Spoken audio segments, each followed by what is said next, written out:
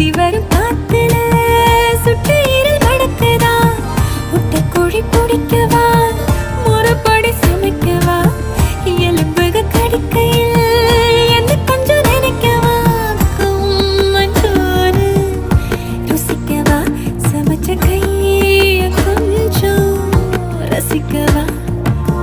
முடக்கத்த ரசம் வச்சு